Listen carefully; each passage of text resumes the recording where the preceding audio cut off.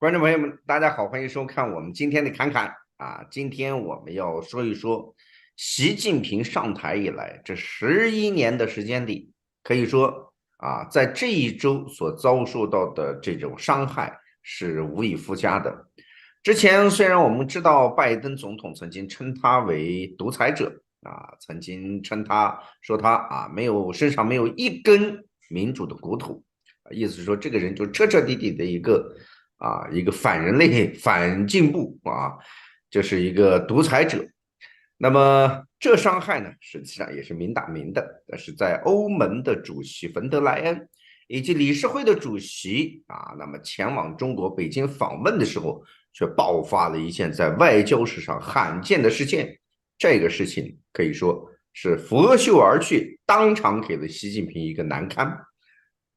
那么，欧盟的理事会的主席离开中国的原因究竟是为何？为什么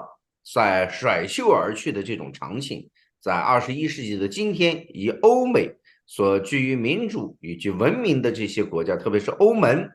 那么他的这个理事会的主席居然如此的对待了习近平，其中又显示了什么样的一个中欧之关系，以及欧盟对中国的态度？今天我们还会再讲可能会引发南海大战的菲律宾，那么最近呢又开始生了事端。那么中国方面似乎并没有减弱，而且还有一个军事方面的媒体报道说，中国方面最近将服役不到10年的6艘这个所谓的驱逐舰，那么呢直接退役。很多人说是不是产品质量不过关呀？不是。实际上它这不叫是退役，它叫什么呢？叫转战海警，也就是中国已经拥有了中国海警部队，事实上是中国第2海军的存在。那么他们利用这些，到底要给周围这些国家制造哪些事端呢？中国方面利用所谓的警察与其他国家的国民或者是边防方面发生冲突，这又是打的什么样的算盘呢？是不是普京的特殊军事行动的一个计划的一部分呢？这都值得我们今天去讨论。另外一则，华尔街首次正式对外公布说，美资集中出逃中国。实际上这已经不是秘密，为什么华尔街到了今天现在才在说这样的话呢？这期间有哪些我们要揭开它华尔街内部的一系列对中国方面经济的预测，以及对中国数十年来的投资，以至于到今天突然之间爆出这样的新闻，到底是意味着什么呢？我们都要今天侃一侃。有请傅先生给大家开侃。大家好，马军先生好。这个其实今天这么多题目，我估计我们这个时长够呛。如果要是这么往下砍的话，这样其实关于这个欧盟峰会这个我觉得真的很有意思。因为我们这个侃侃嘛，我稍微看了一下有关资料，其实我就发现老马，我发现了一个问题就是这2、3年基本上都是同一个调调，都是什么呢？都是不欢而散。哎，这个基本上我看了，3年前这样，2年前这样，今年还是这样，那基本上没啥说。而且呢，我个人总结联系到这个就是菲律宾这个事情，就是用那个水炮。大家知道这个最近就是实际上又发生了，就是这个中国的海警船用这个水炮攻击这个菲律宾的这个好像也是海岸警卫队吧，海岸警卫队的船对吧？用水炮攻击人家。其实联合到这个和这一次，我注意了一下，他这一次的这个中共方面的态度很强硬，对不对？欧盟方面也很强硬，但是中共方面也很强硬，基本上都没有。虽然说领导层方面都说，哎呀，我们要和善，但是呢，实际上就是基本上是寸土不让，而且中国一反常态的，似乎没有在打怎么向美国打欧洲牌。我是个人是这样的觉得，因为中共他一直是这样的，跟美国关系不好的时候，就拉拢欧洲，欧洲不行的时候，跟美国这个搞好点关系啊，买一些美国的这个飞机啊，对吧？这个反正是空客和波音啊，都是他们玩来玩去的一个招数啊。但是呢，这一次我就觉得，一方面他跟美国这个谈完了，他刚从美国回来，然后呢，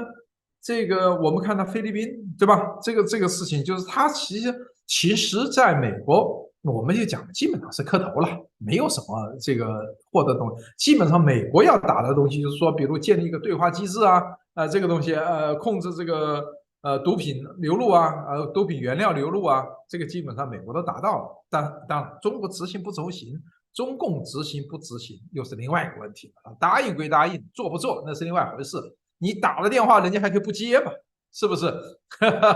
当年文革期间，不是这个中苏之间也有热线吗？那不是那个叫做那个故事说，这个克里姆林宫打了电话给这个中共，中共那边直接接线员就说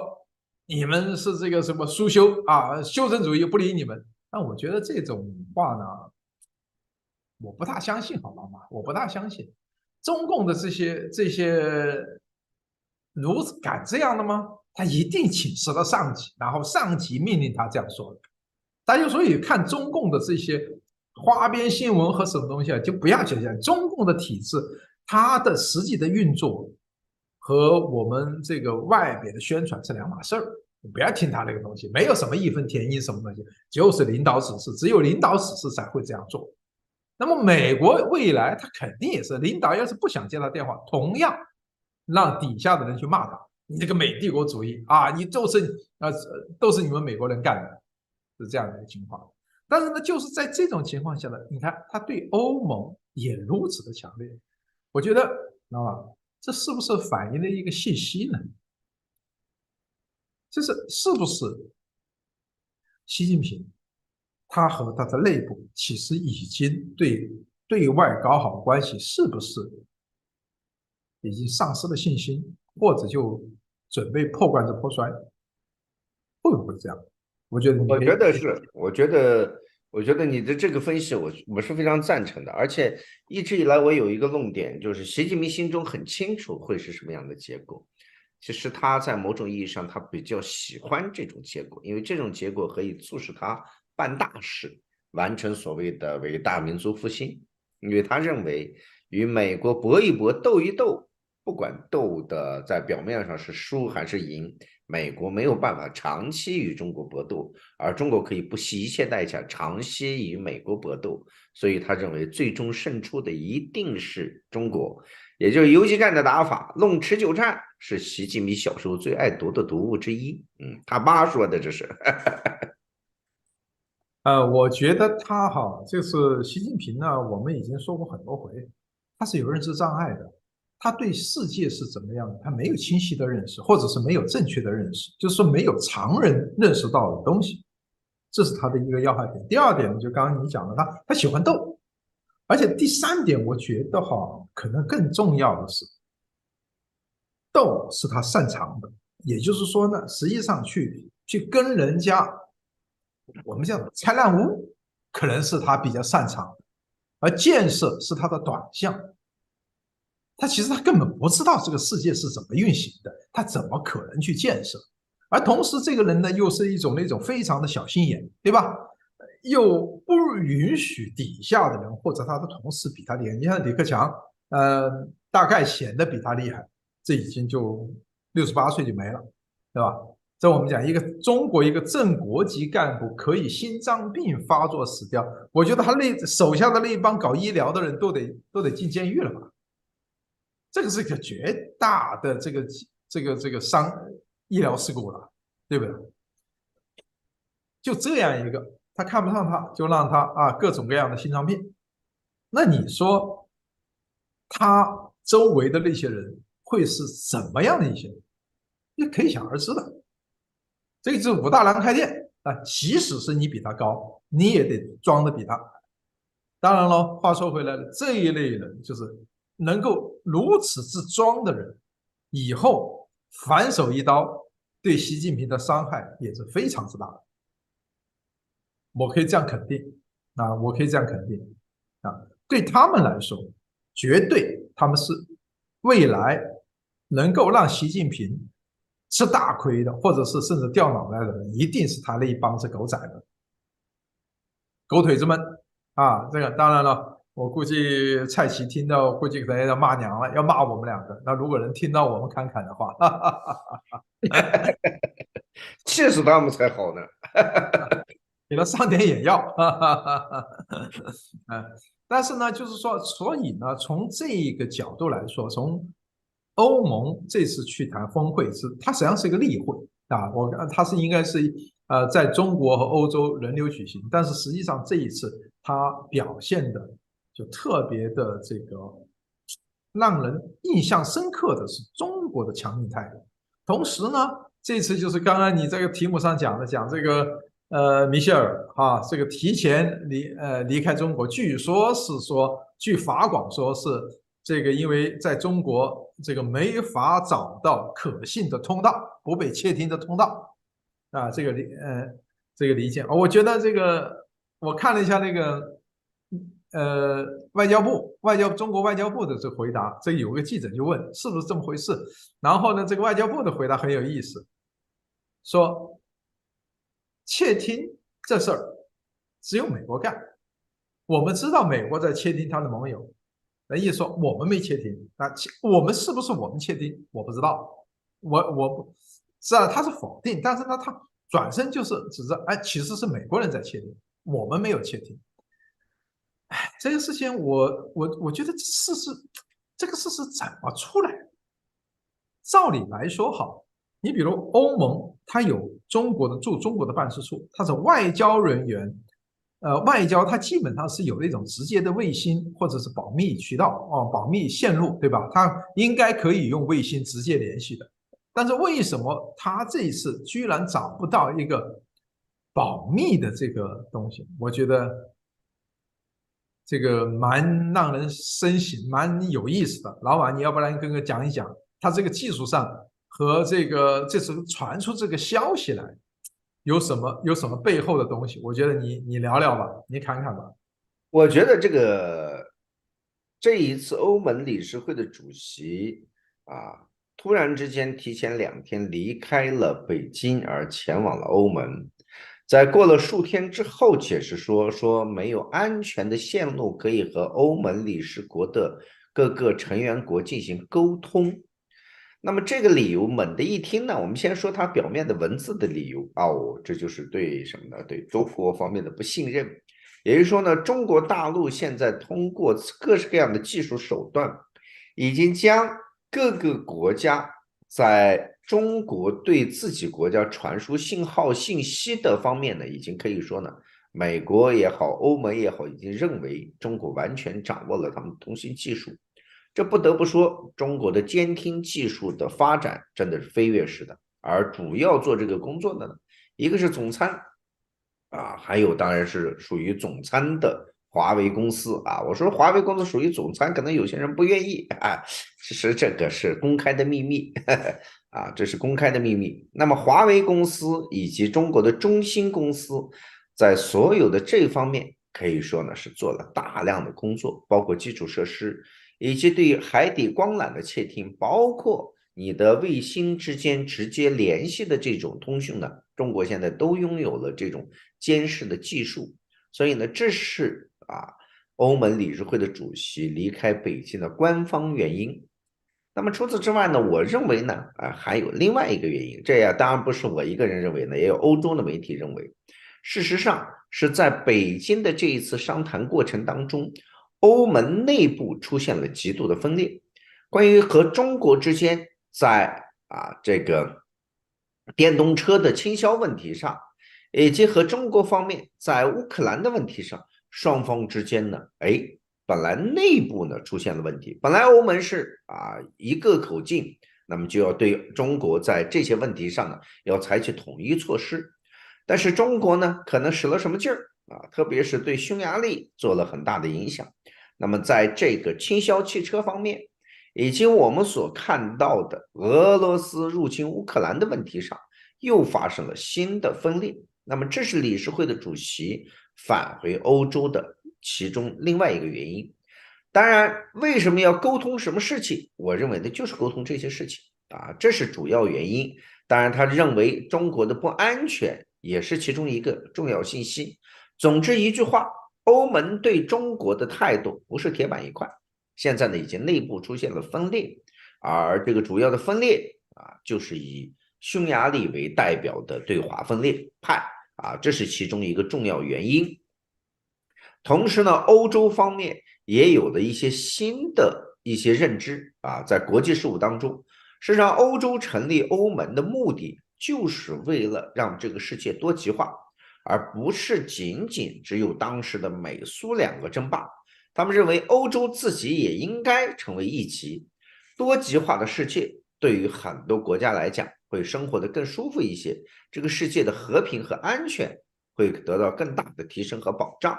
所以呢，这是欧盟一直的想法。那么通过现在俄乌战争，欧洲呢更青睐于美国，因为更依赖于美国。但是欧盟自己也认识到，长期的依赖美国对于欧洲的未来并不是一件好事情。那么又通过最近的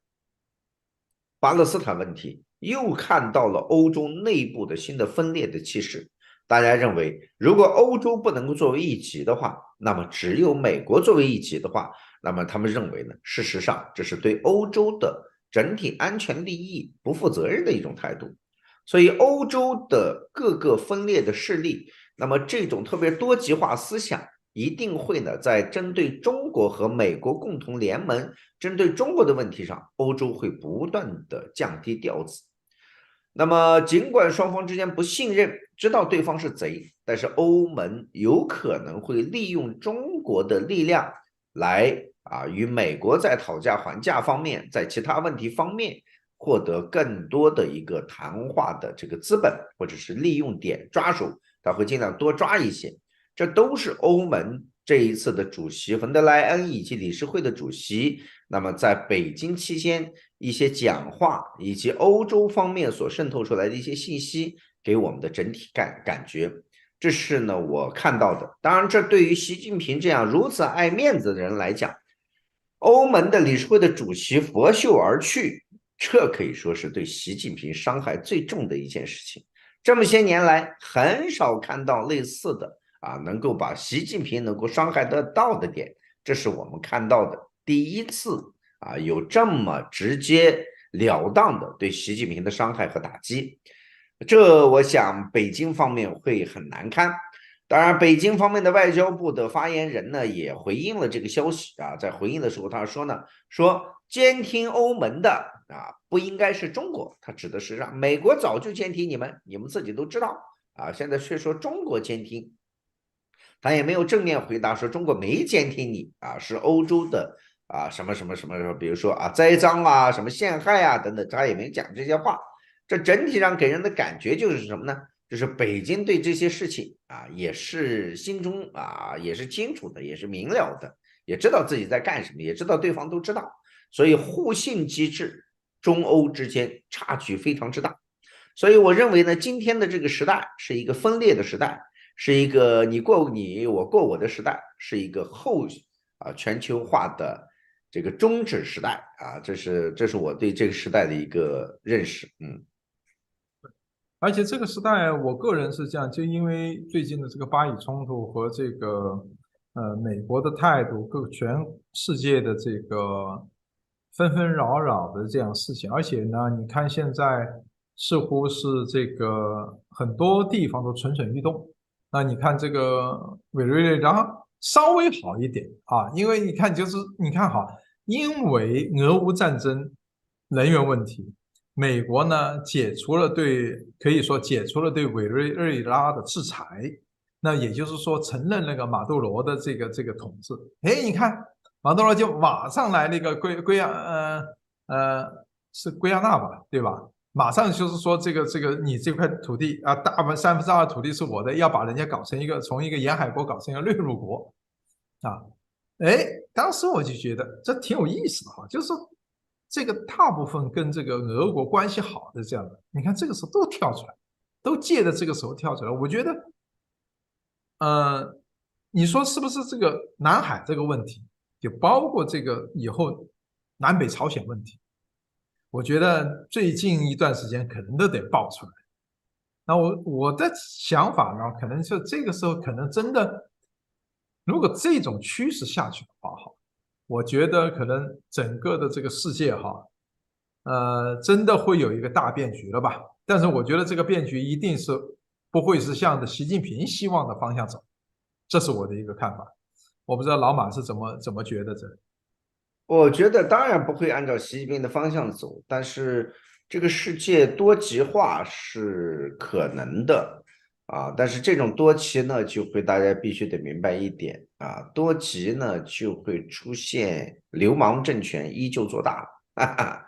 啊，实际上世界上一直都有流氓政权啊，有时候是帝国的流氓，有些是所谓的文明国家的流氓，有些是流氓彻底的流氓啊，因为这就是一个我们人类社会的一个特点，就是如此啊。你也没有办法去完完全全说哦，这是只是所谓的历史终结了，不可能的事情啊，没有这种历史终结的可能性啊。这个人类还是在这种这种互相争夺过程当中啊，只不过争夺的方式变得不那么血腥了啊，但是争夺的本质、抢夺的本质还是依旧会伴随我们。嗯。我从这一点觉得，就是说，呃，我完全同意，就是人类的本性很难变，但是呢，就是说，因为随着物质的这个我们整个的这个生产能力提高，人性的增多，就是说，这个社会呢，你如果比较50年前，不要说100年，比较50年前，甚至是20年前，其实我们这个社会已经更就是整个社会更像适合于人类生活更走了一点。那就说你比如像以前就是这次因为巴以冲突的是很多人，你看这个为什么当年美国人轰炸这个东京啊，这个德累斯顿没人说呢？其实我可以跟你讲，盟军轰炸这个德国的德累斯顿，致使很多平民这个死亡这件事情，实际上当时是引发了抗议的。只是说，因为二次大战以后呢，这个美国人是战胜国，不相信要是美国是战败国，你看看有没有人审判这事。但是不管如何，现在这一类的事情再发生，肯定会受到这个世界的抨击。就像现在也除了中国以外，那么世界上很多人对于这个以色列的在这个进攻加沙造成的巨大的这个平民伤亡，就基本上这个抗议就是这是可以说是世界范围内的。那这样的一个进步，实际上我个人认为是人类的，这是人类理性的进步，就是认识到这种事情是不应该做的啊，我们应该做得更好，对吧？但是呢，我觉得现在中国也好和俄国也好，他呢现在肯定是希望挑起全世界的一种大乱，然后呢从中起利啊，这个获得自己的利益。尤其是中国嘛，你看中国，他这次我觉得他在南海出出乎意料，我个人真的觉得蛮吃惊的，蛮吃惊，他怎么会做这样的一件事情？就是刚跟美国好，这边还在欧洲，还跟在欧洲谈完，那边马上就发生了。他是不是会在南海打仗呢？不知道，但有人说不大可能，但是我觉得擦枪走火这种可能性还是蛮大啊。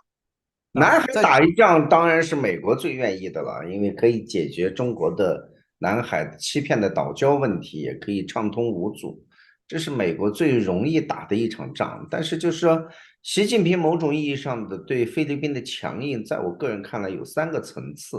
第一个层次呢，是他民族主义的本质啊，在他的眼中，这些小国你就夹住你的嘴巴，乖乖的。就像我曾经和一个中国方面的一个这个外交人员，他就给我讲，他说在中国的外交的这个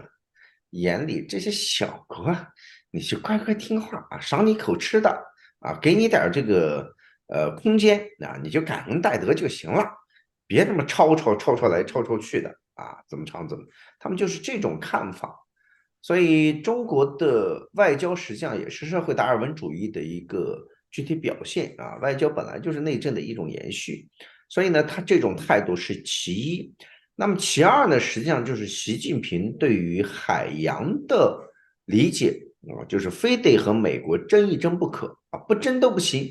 尽管中国历史上一直都是一个大陆帝国，从来没有成为一个真正的海洋帝国，但习近平的如此多的军舰等等这些，他就是要走向所谓的深海。那么走向深海就势必要与美国对抗，所以在这一点上，他的指示应该是绝不退让啊，丝毫不让啊，这是应该是他的这个主轴，不管和美国怎么谈，这一点上不让。这也反映出来了习近平在对美策略和对美政策方面也在走拜登的路，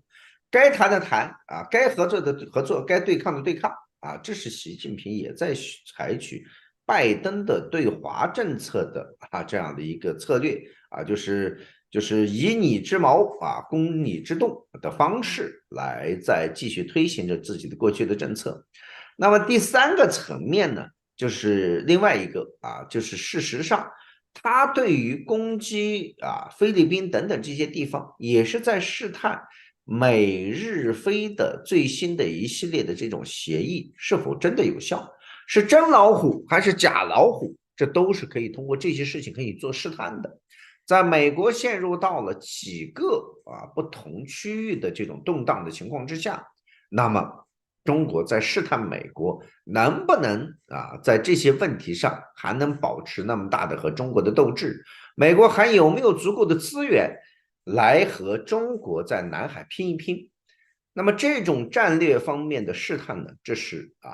都是习近平的这个班底的其中重要的一个方式就基于这三个层面，这是我对菲律宾这件事情的理解。我个人觉得这种试探哈，极有可能这种擦枪走火啊。但是呢，就是说，我一直在说历史的发展啊，它是很诡异的。这种诡异呢，就是说，你很多人是想这么办，但是最后会就是奇奇怪怪的一个方向就过去了就像这个普京，他希望这个通过3天的战争控制住这个乌克兰，没想到打了1年多，这个再过2个月就有2年了，对不对？现在还没有个结果，所以这个事情呢，会对他这个俄罗斯帝国造成怎么样的影响？我想大家看得到，也就是这最近的，我觉得俄罗斯战争也就是大概明年的事儿了。那从这个样子再接下去的话呢，再加上中国的现在这种就包括我们题目上所说的，就是大批的这个资金外逃出这个中国，这个话待会儿那个老马也多跟大家说一说，因为经济的问题大家肯定是非常关心的一个事情啊。这样的话呢，就是说呢，一方面就是美国、欧洲，它现在很清晰，它就是说跟你谈，但是呢，我跟你减少对你的依靠。那么万一要打起仗来或者怎么样的话，你威胁不了我。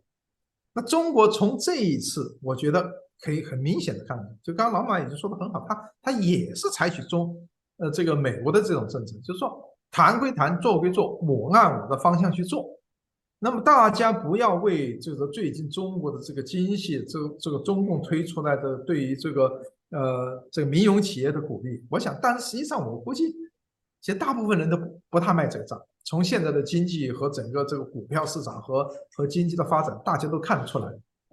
实际上就是说，中国的这个经济一塌糊涂，中国人对中国经济的未来基本上不看好。接下来那这也就难怪乎这个华尔街的资本大规模的流出中国这些东西就是从南海到这个韩国，到俄乌战争，到这个巴基斯坦，到委内瑞拉，到这个资本逃出中国，其实这个都是环环相扣。这个世界就说非常之小。大家切莫不要因为政治跟你关系不大，你不要忘了，这个政治实际上就影响到你的这个国际政治，也马上就会影响到你的这个你自己的生活，你的经济生活。那么你如果要是不理解这个东西呢，你就会亏本。就像我刚才讲的一些朋友，就是说因为不懂政治，就是他觉得政治不关我的事，我做好经济，我挣到钱就行。你不关心政治，政治会来找你，政治会影响经济，你就赚不到钱。不但赚不到钱，还要把你以前赚的钱赔进去。这就是我们之前说的，就是说呢，就是这个凭着运气挣到的钱，你一定会被这辛苦、勤劳赔出去。原因就在此，就是政治经济它实际上是密不可分的。这些外资要逃出中国，是看到中国的政治已经烂到如此地步，它已经没有希望变好。我们说过很多遍，90年代为什么大家这个当年的80年代，英国会跟你签这个归还香港的这个，然后的90年代，克林顿会一直跟这个以人权和这个那个最惠国待遇脱钩，原因就是当时大家都相信中共会走向民主，走向跟西方同样价值的这样的一个道路。但是现在最重要的是这个事情破灭了。从欧盟峰会到这个菲律宾这个冲突事件，你可以明显的看到，中国也在走一个强硬路线。我觉得大家逃离中国的窗口期不会太长了。我记得那个20大，我跟老马说过，老马就说你觉得这个有多少个？我讲至少那个时候啊，到他这个2023年的3月份是没问题的，因为这个是还有新班子上马嘛，对吧？那新班子上马，你看到现在为止，3月份上台到现在也有，唉9个月可能了。9个月还差，对，差不多9个月了。那他们做的些什么事呢？对吧？他们做的事情都基本上是无用武功，挽救中国经济基本上是完蛋。你看现在，我倒是觉得这一次他这种强硬的表态，菲律宾的这个事情，可能这样子说吧，我讲如果要是中国经济在呃春节前后如果没有大的变化的话，我大概率我觉得到了明年的夏季之前，我估计他得非常要走一条习近平可能要重新规划一条路线，或者是他这样说吧，他也没什么路线，就无非就是回到一种管制，因为我觉得他实在也玩不动。你看现在的人口下降，因为我一直在说人口下降本来也不是什么坏事，不要把它这个，我一直在觉得把人口这个问题说的特别重要，我觉得不是这样的，因为我在瑞士待过，人家瑞士几百万人也富裕的很，是不是？那这个中国十几万亿人口，这个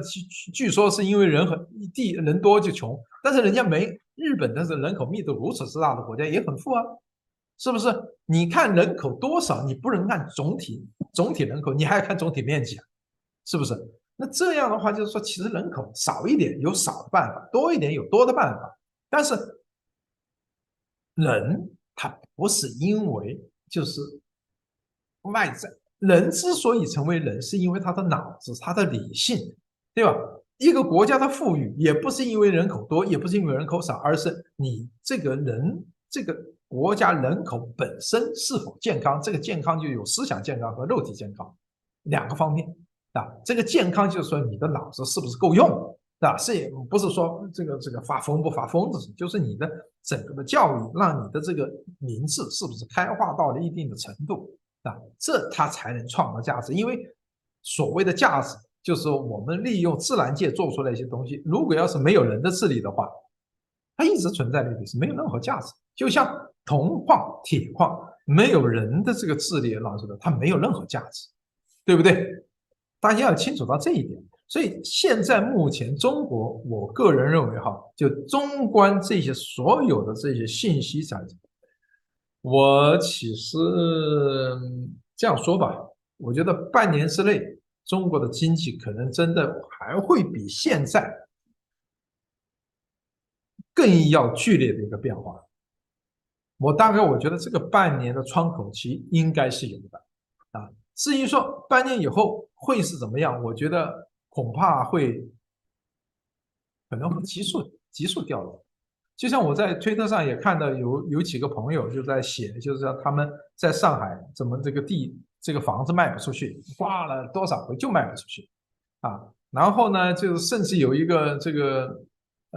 年薪几百万的人，那公司说要这个停薪了，他也非常着急，因为他的房子还有贷款，什么别墅啊什么的都很昂贵，他这个月供也很多啊。最后呢，关键是小孩子还是读国际学校啊，各种的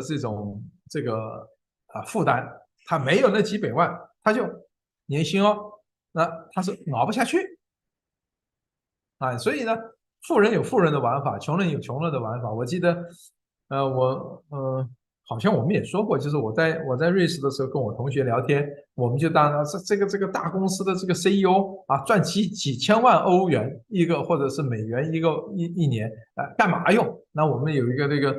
德国女同学，就是她父亲是纽伦堡市的市长，就跟我讲，哎呀，他讲这些人，我跟你讲，这是我们穷学生啊，这个是我们只有我们的想象，觉得1000万欧元很多，那么对他们来说1000万欧元不够用，人家买个古堡要几千万欧元。当时哦，对，也是，所以呢，这个事情几百万的年收入，他也会要叫穷的。那么实际上是什么？就是说，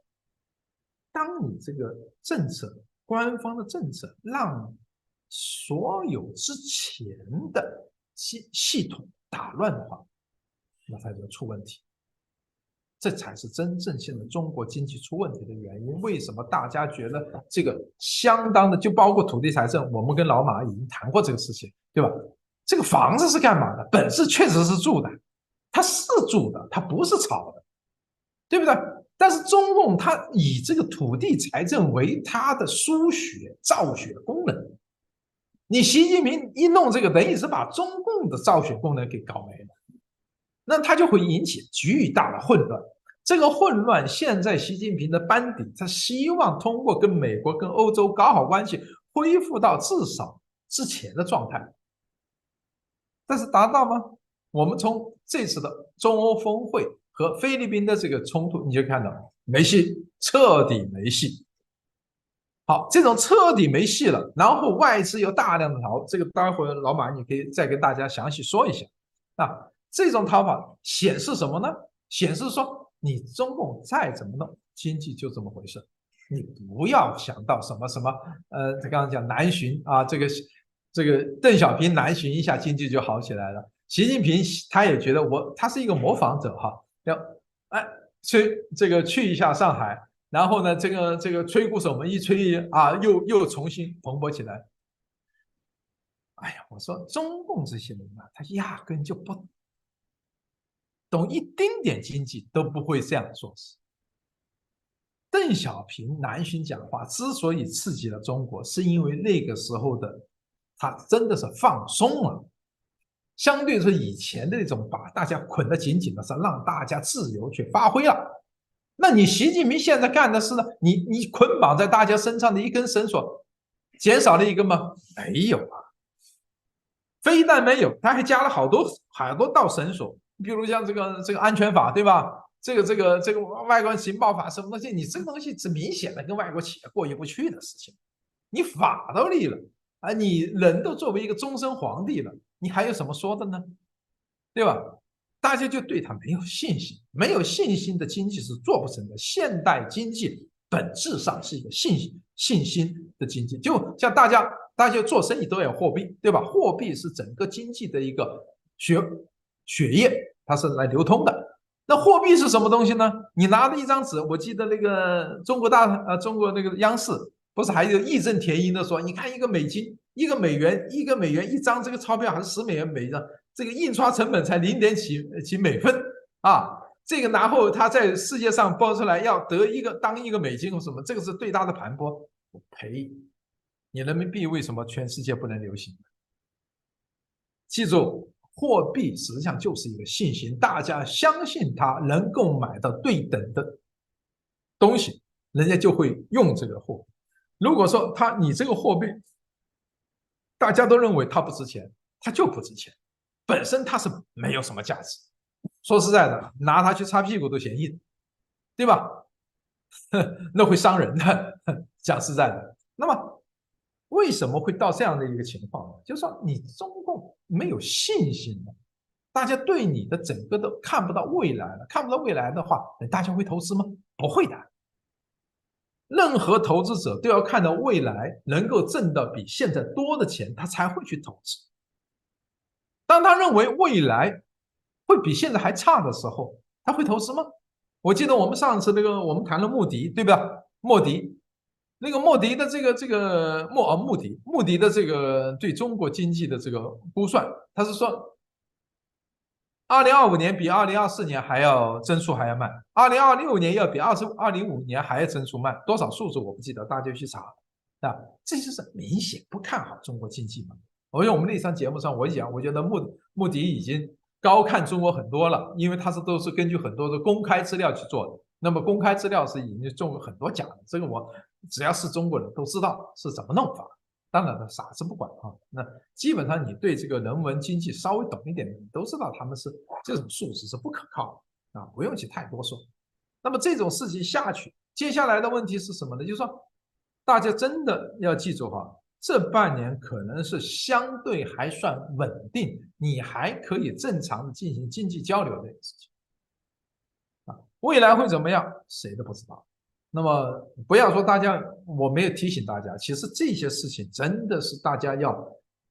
未雨绸缪，提前准备，你就不会被中共闷的锅里都变成他的。你要知道，你不要以为现在我最大的教训就是说啊，我最要忠告大家不要跟中国讲法律，中共的法律，它就是玩你，它需要改的是你去看看它的法律，所有的都留了一个后门，什么东西呢？党委书记的说话，最后权力可以决定一切。这个大家一定要清楚，一定要知道是怎么回事啊！这个老马，请你老马讲讲这个华尔街的这个资本和这些关系吧。我已经讲了很多，我叫老马你讲讲吧。这个说起这个华尔街的这个事情啊，就说我们今天分享一点干货啊。这个经常有很多的投资的朋友啊，经常借鉴华尔街的一些资讯啊，或者是华尔街的一些做法呀，或者推荐啊等等类似。有时候呢，有些人还真就能赚点钱啊。那么华尔街呢，对中国的这个投资呢，这几十年来呢，也一直都是看涨。直到2017年的时候，华尔街呢开始慢慢的呢开始降调，这个降调呢可以说让很多人都是感受不到，但实际上降调的速度非常快。到了2019年的贸易战全面开打的时候，华尔街那个时候呢突然又转了风向，转成风向就认为创新中国经济很严重啊，特别好，就说中国经济就会怎么样。到了2020年的疫情的时候呢，其他的媒体或者其他的这个地方呢，对于中国的这个市场给予了一个不太好的评价。但华尔街呢，依旧在鼓吹中国经济。到了2021年也就是报复性反弹的时候，就是很多全世界都需要来自于中国的物资的时候，中国的贸易大幅度增加的时候，那么华尔街呢更是高歌猛进。实际上在那个时候，我要告诉大家的是，那个时候就是华尔街开始大规模的从中国撤资的时候。很多人以为现在是撤资的时候 ，no。华尔街当公布说集体出逃这句话，这6个字说出来的时候，我可以告诉大家，华尔街前100强的资本都跑光了。不管是我们大家所熟悉的黑石集团也好，或者说我们所知道的其他各个这样的投资机构或者投资大佬也好，实际上资本都已经撤出了，才会用这样出逃的话语来讲。所以通过看到华尔街说出这6个字的时候，我就觉得哎呀，这个华尔街还是太阴险，实际上呢，钱都早跑。老马呢，去年给一家公司做过一段时间的顾问，在这个过程当中呢，每一次的开会的时候问该怎么做的时候，我只有一句话跑，就这一个字跑。他说他们让我解释这个跑的原因我当然就是能说，我也很能说，说了一大堆原因更最重要的一点是什么呢？就说经济它是需要有多方面的支撑的，外部环境其实是相对比较第三级的，最重要的是什么？是内生。中国的经济的内生结构发生了很大的变化。这个内生结构是什么呢？我给大家去讲。今天在中国控制财富最多的人都是什么呢？都是60后、70后大概是这样的一批人。也就是什么呢？60岁左右、50岁上下的这些人是控制中国资本最多的这些人。手中的权力也大，也正是控制中国政治、经济、文化方方面面的人。而这一批人呢，也正好是80年代改革开放开始，90年代高歌猛进与世界接轨的过程当中，这些人呢，往往都是弄潮儿就像老傅、像老马这样的人呢，就是那个时代的人。虽然我们经历了小的时候的一定的这个生活艰难，但是我们成长于一个经济高歌猛进的时代。那个时代，我们这些人那么可以说呢，非常熟悉中国，也非常清醒。但是随着我们的年龄的上升，不管是傅志斌先生也好，还是老马这样的人也好，那么现在做任何投资的时候会越来越谨慎。我们在经验、认知、理解、积累人脉的积累、资本的积累、知识的积累，方方面面都已经成为了某一个方面的就是说负极的区域或负极的人。那么在这种情况下，我们这些人呢，已经非常清醒的，因为我们经历了整个这个改革开放的过程，看到了习近平是怎样的人，而且我们也深知，一旦习近平再继续如此下去的话，会造成中国经济的崩溃。这些人虽然很少有几个像老傅和我这样敢于和政权去对抗，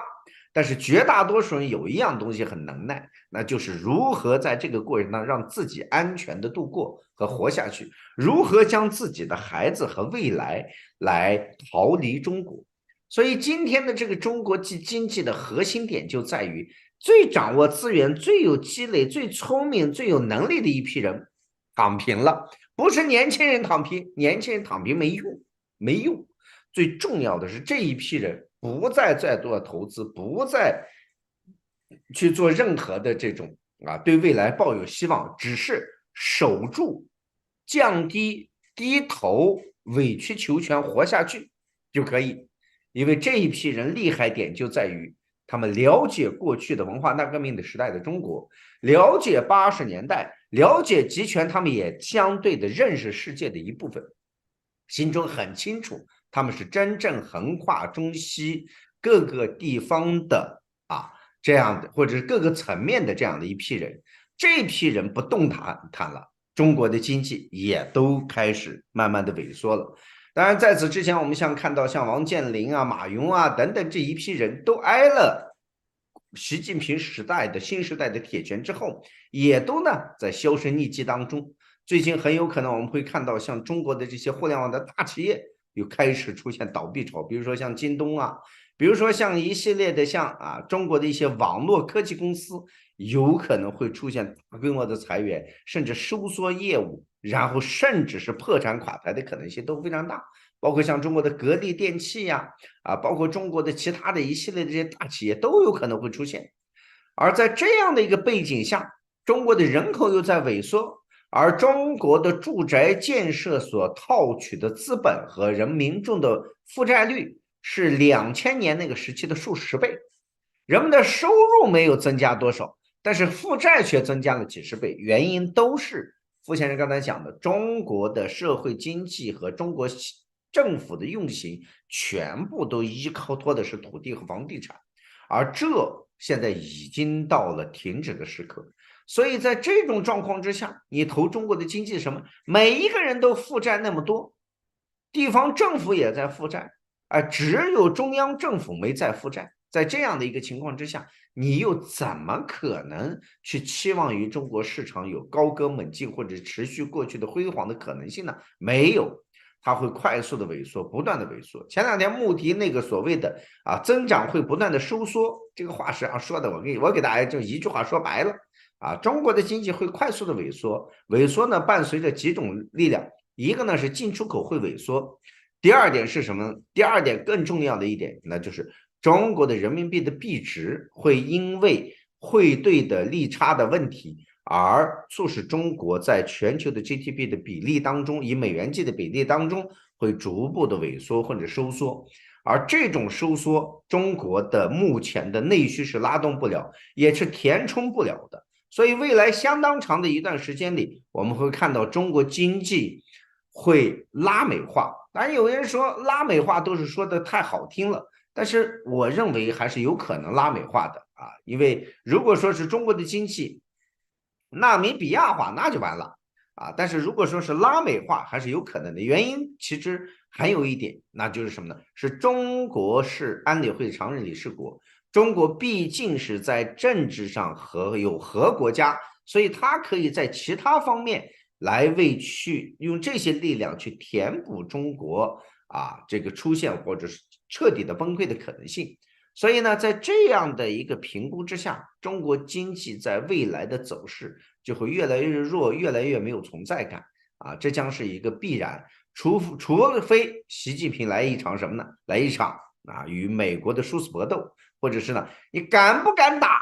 打不打得赢是一回事，敢不敢打是另外一回事。习近平现在的态度就是打不打得赢不重要，敢打持久战就能拖垮美国，这是习近平已经认定的事情。老毛子在那个时代也曾经这样胜利过，所以习近平呢也在做着这样的一个梦想如何和美国来对抗而获得自己的生存空间，是中国在习近平眼里是中国国家民族伟大复兴所必须需要的这个步骤和点。但是会不会出现其他的结果呢？彻底的大崩溃，彻底的大分裂整个国家陷入到极其可怕的动荡当中，这都是有可能的。所以华尔街现在喊出这句话的时候，实际上我要告诉我的观众朋友们，他全撤了，他的资本早跑了，根本就没了没有人，当然不是说所有都没了是能走的这些金融资本都跑光了。现在一些实体的也在慢慢的撤出过程当中那么这样的一个明打明的说出集体出逃这样的话语的时候，实际上在预示着下一步在离岸人民币可能华尔街会有阻击的队伍来好好的阻击一下中国的离岸人民币可以大赚一把，这个可能性是很大的。你刚刚讲的这，我先说你刚刚讲的时候，我想到的一个事哈，知道吗？就说当我记事起，就是70年代的时候，我跟你讲哈，我是笃定中国能打败美国的哦。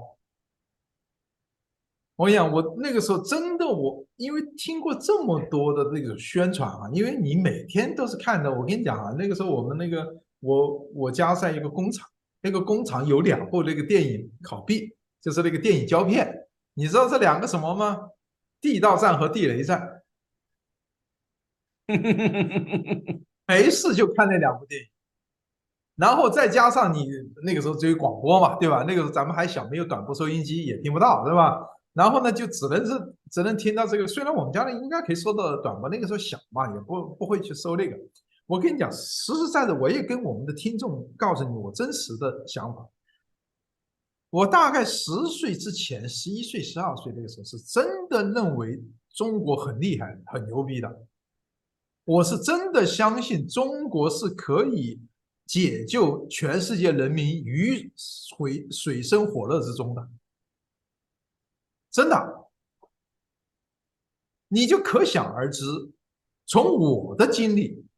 可想而知，习近平是怎么样的。何况习近平会认为我们现在的军力比60年代、70年的军力还要好。你看看我们的海军数量都是超越了美国，对吧？空军那也是数量也不得了的数量，现役飞机，对吧？估计数量可能比美国还要差一点吧，飞机还要差一点，数量还要差一点但是他觉得他很厉害什么歼20之类的这个牛皮吹得很大嘛。跟他，我估计习近平天天就听的这一堆的牛皮吹，就跟我这7岁8岁听到那个消息，我估计差不多。所以大家你刚刚讲的时候，我就突然想起这个事情。我讲习近平啊，我一直在他是有认知障碍的，他的认知障碍就是限定在文革当中。我想他文革当中是什么？就是跟我6岁、7岁、8岁的这个样子的时候，以为通过日本人是通过地道战、地雷战被赶出中国的。所以他那个2014年会到卢沟桥抗战纪念馆说：“哎呀，周末只死了2个将军呢。我告诉你，其中还包括那个杨靖宇哦，杨靖宇根本跟中共没有关系的哈，那个是苏联搞的，是死2将，然后说，哎呀，这个受降的怎么都是国民党啊？我当时我就讲，这个家伙对于这个真正的历史毫无了解，完全是被中共洗脑的。那么联想到现在来说，他真的是，就是还是那句话，是一个特大分红。估计跟我10岁的时候的见解是差不多的，就是觉得中国很牛逼，可以中国打遍这些人。所以他为什么那些军队人不敢打的时候，他一个个换了，换完了，我估计换一帮少壮派起来，为了讨他的好，哪天就得干起来。海南或者是台海吧，我觉得说不定印度那边也会弄出事儿来。以现在菲律宾这种再弄下事儿啊，我估计挺悬的。虽然说习近平有那种就是见好，就是搞烂了，搞烂了，马上烂尾收尾，他也不顾面子，也不过就像那个白纸运动来了以后，他马上就昨天还说要这个封个10年8年今天就结束战斗，他有这个，但是呢，他的疯狂性，他的因为知识，就是有认知障碍这个青少年时期形成的这种东风压倒西风，美帝国主义是纸老虎的这个事情，我觉得应该是根深蒂固，就像我的10岁的时候差不多的想法。这是我刚刚想，就是老马在说的时候，我就想，我就突然想到这个事情，很有意思的一个事情。然后呢，我就觉得就是这个经济的这个事情，我觉得其实已经是非常明显，已经没有什么可以这个经济，它是我们刚讲的，它现代经济是建立在一个信用基础上，一个信心的基础上。我们刚才讲的货币，那么整个的商业经济，它是建立在一个货币的基础上的。当你连对这个没有信心的时候，对经济发展没有信心的，这个经济所有的经济都得垮台。你不相信，大家要是认为这个人民币，大家都认为人民币不值钱了，你人民币就真的1毛不值。这是一个经济的根本，大家要知道，就是现代经济是以信用和信心为基础的。当大家失去了信心和这个信用的时候，或者是某个这个发行货币的这个政府或者控制这个经济活动的政府失去信用的时候，那经济一定垮台，上不去的，它的货币也会出现问题无论如何它如何做，这个就是他现在我觉得这一次的中欧峰会，包括什么，其实基本上是到了一个临界点吧。其实我这一次的峰会和我就觉得，虽然现在大家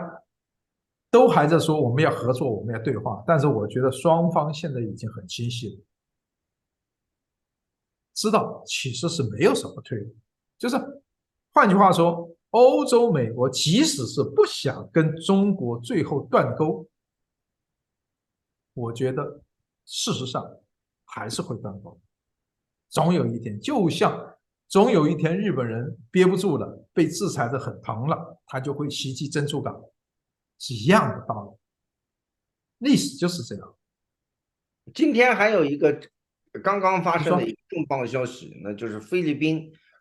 的外交部发言人表示说，要驱逐中国驻菲律宾的大使，叫黄什么什么，我名字忘了。他原话是这样说的：说要将中国驻菲律宾大使列为不受欢迎的人，实际上就是驱逐中方大使。如果驱逐中国驻菲律宾的大使，无异于整个南海的局势会陡然上升。那么这样的一个立场的话，就会彻底的在南海出现一个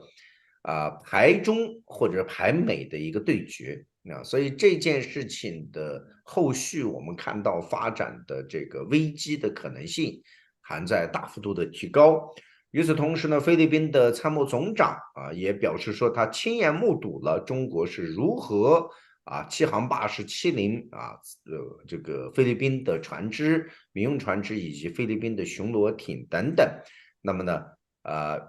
整个菲律宾国内的民心也是很振奋，很多人呢都表示说必须击沉中国的海警船。那么如果这个局势再上升的话，我相信整个全球的动荡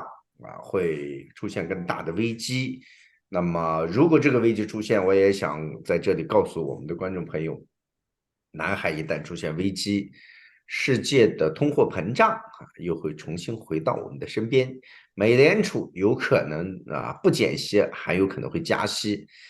用这样的方式来使美国的人的物价不要涨那么高，而世界民众会付出更多的惨痛的这个成本生活会更加的艰难和拮据这是这个里边的这个道理，我们就改天再讲吧。总而言之现在的危局，我看到是这样说的，什么？菲律宾外交部发言人那个达萨说，宣布中国驻菲律宾大使黄希濂在菲律宾是不受欢迎的人，也是必须认真考虑的事件。他是这样的，对这个话，实际上当宣布你是不受欢迎的人的时候，实际上就是驱逐。菲律宾是多多少少留了一点点手，就说我不驱逐，不宣布驱逐，只是告诉但你我在考虑。对，那是很严重这个事情真的是蛮严重，而且呢，所以我在讲，他这个菲律宾这个中国再一次的用水炮攻击菲律宾的这个海岸警卫队的话，这个是一种很严重的挑衅。对，那么我们要问他后面的原因。那我们已经说了1个多小时这样的原因，所以大家，老马你说，没有你说，我已经说完了，我说完你说。我觉得就是说这个事情，如果中方就看双方怎么样去处理。菲律宾实际上是多少给自己留了一点，给中国也留了一点面子，就没有说驱逐而是不受欢迎。但不受欢迎的另外一个词，事实的词就是驱逐就要求这个中国驻菲律宾大使回家应该是这样。也就是说，可以称之为就双方大使离任都回家回国召回双方之间大使。那么这实际上就等于说断了大使级外交那么会不会有代办级外交的存在呢？那是肯定的中国和菲律宾肯定会有沟通，但这无异于呢把南海局势一下子提高到了一个很高的水平。而南海一旦出现动荡，那么整个的全球的局势都会因此而受到影响，而南海局势的紧张也可以帮助谁呢？也可以帮助台湾的大选，所以这里边就是牵一发动全身。与此同时呢，日本以及全球石油供应市场都会因此而受到波动包括这个股市也会受到波动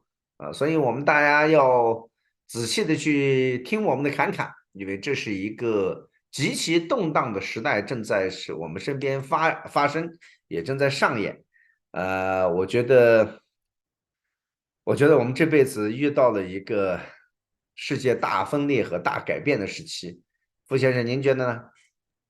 我觉得也是，我觉得我们一定能看到的。而且呢，就是现在的菲律宾的这个局势，可能真的是蛮危险的。就是说，会不会酿成一个军事冲突，那就看也许习近平他会临时又刹车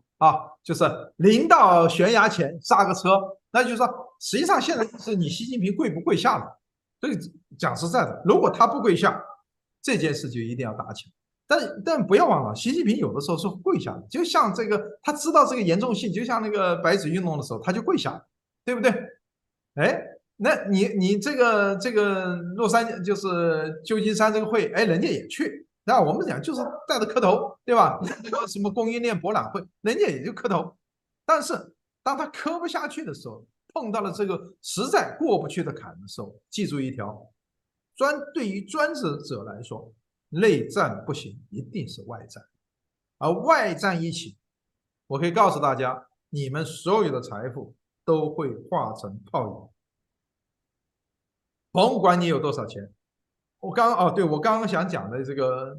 老马，就是我们确实你讲的很对，就是我们这个年纪和你的这个年纪差不多，就是60年代、70年代，有很多人确实很成功，挣了很多钱。当然这些钱呢，他也存在银行，他也不想投资了。但是我告诉你，所有存的中国银行的钱和中国的资产，最后在中共政权面前是不明一文的。你的钱最后都会变成中共的钱，因为把你这些钱搞出来有办法很多。当一个政府不要脸的时候，不讲信用的时候，不考虑未来的时候，你放心，你这些钱全是他。钱是什么东西？钱实际上就相对于来就是一个记账物，就记着你有权使用多少多少物质，你可以购买多少劳动力，购买多少智慧，购买多少物质。但是当政府他要耍流氓的时候，他可以把通通的这张记账模式划掉，通过贬值，通过换货币的方式，通过打老虎的方式，通过打贪污的方式，把这些通通作废，把以往的承诺通通作废，你的财产就归零，甚至是你的生命、你的性命都要归他。这是我想告诉大家的。记住，钱存的中国的银行，这些钱不是你。你的房子，当战乱一起、经济混乱一起的时候，你那个一文不值，而且是负担。那就是一头砖头，炸开来了还灰很大，到时候会困死你、压死你。要记住，这个世界上真实的东西是什么？肯定是第一是你的身体，第二是你的思想，第三是你的关系，第四是你的能力。所有这些加起来才是你真正拥有的东西。当你拥有了这些东西的时候，那么你就可以支配世界上非常非常多的这个能力物理。这就是所谓的经济货币的本质。货币它是一个记账的模式，是不是你的无关紧要，你能够用它就好。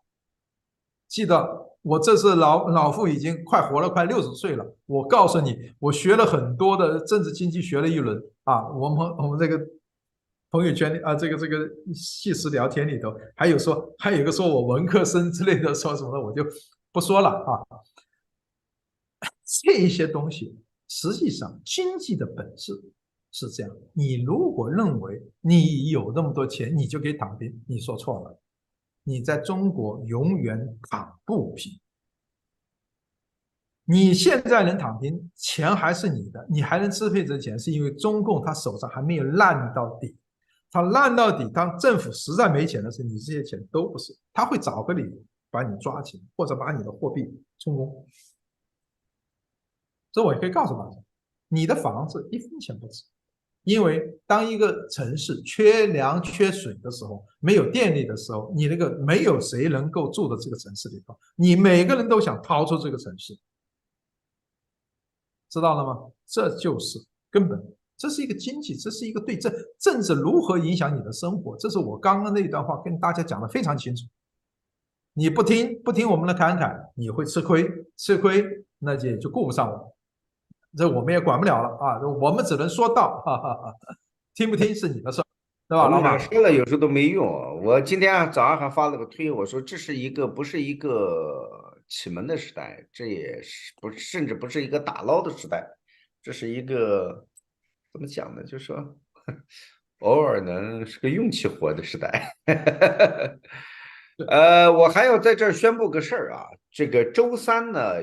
我会早上会有一个朋友专门来讲美国的政治。因为马上到了2024年我们每周呢周三都会讲一期美国政治、美国选举、美国两党、美国对外政策、国际关系方面我有一位朋友他想借我这个平台说说周三呢我们也会有一个新档的节目，名字还没想好等他起个名儿，然后呢到时候呢也希望观众朋友们能够关注这个快点新闻以后我也一天顾不上做新闻，实在累得很，忙得很。再一个，主要是啥呢？没心情发现这个白说着呢，这个关键时候一个一个都跟这个嗜血的恶魔一样没几个好货。所以呢，就是有是时候老马，我也有这个感觉。我觉得这个，我虽然以前我们一直说这个中国绝大部分三合一分子，不过通过这一次来说，真的是太过血腥，这些人真是太过血这个腥。血腥，对，而且都是二极管啊。你一支持以色列，你就是支持什么大屠杀；你一支持这个巴勒斯坦人，你就是支持哈马斯。就这种脑瓜的这种二极管的这种，我觉得人如果活成那样的话，我咋觉得我小时候从我记事儿开始，我就从来没二极管过。你说这是为什么呀？你说这是不是天生的呀？我觉得这个一个是家庭环境吧，你的生活的这个背景，然后父母亲的影响，我觉得是这样的，就是说你接触的东西那因为我印象很深，就我刚才讲的，我10岁的时候还认为共产党通过人民战争战胜了日本人呢，对不对？美国人是死老虎，对吧？我甚至说，我我记得我小时候就知道这是骗人的。对呀，对吧？我比你大一点啊，我比你大一点啊。那么那个时候我接触的东西还是这些啊，对不对？然后呢，我后来到南开，我去这个接触了跟外教的打交道的时候呢，哎，我就觉得，哎，这个新疆这个西藏问题不是这样的呀，啊，因为我那个老师有个瑞士人嘛，因为瑞士有很多这个流亡的西藏人嘛，那个哎，他就讲一些哦，我就后来也就慢慢的了解一下，然后就知道，哎呀，就包括你现在讲的1950几年的那种所谓的宗教改革，对吧？这个实际上在中国历史叙述上是非常极少人提到，极少人知道这个事情啊。那这样的一个事情呢，就说其实很多人，然后包括当年的所谓的西藏平叛的那个血腥，对吧？甚至说60年代，包括在回族地区的这种镇压那种血腥，很多人完全不知道的，完全不知道的所以说，这个防火墙，我一直说防火墙这个东西是一个罪大恶极的东西啊。未来我这第一件事在中国就是要让言论自由。不要去跟我谈什么。我记得我那个抓我的那个警察一谈这个事情，言论自由，哎呀，你可以随便看黄色的东西吗？我说心里话，黄色那玩意是最无害的东西。但是呢，这个中国的警察就特别喜欢拿着说事儿。我看那个美国的那些所谓的保守派也喜欢拿着说事儿，都是一帮哎呀，换另一句话就是满口仁义道德，一肚子男盗女娼。所以为什么我会写这个人性兽性各走万变？你把放好，好吧？你把个人各家归个人，人性的归人性，这个兽性的归兽性，正确认识它，处理好一个关系就好了啊。吃喝拉撒谁都要有，饮食男女谁都要会，对吧？但是呢，你不要说你像说的你像圣人一样，哎呀妈，我是是是是，最看不得这些玩意。太多的人就是虚伪的很，特别虚伪，特别特别虚伪，不管是男的女的，就是说个真话，弄个啥事儿，哎呀，这，现在都不想给人把话说透。我发现我现在变得世故了，不想给人把话说透。你说这个因为坏不？说透了没有用，而且还骂。好，那今儿我们就侃到这儿吧。行行行，我又多说几句。好，好，好，那就我们周四再见，再见。再见，再见，大家周三哈，周三你几点钟的那个播出啊？你也没说。说好几点呢？可能90点钟吧，可能OK，好好，差不多就我们这个时候了，对不对？多比这个时候要晚一点。晚一点，OK，就是你的时间的9、10点钟对，我 OK，们这个节目是早上6点钟开始的，对，我这的时间6点了。你现在6点了。我现在冬令时嘛，现在对，时间你夏令时已经取消了，是不是？是这个概念吗？对现在就是6点钟。行，好嘞，嗯，好，好嘞，好，好，那就这样，再见。再见。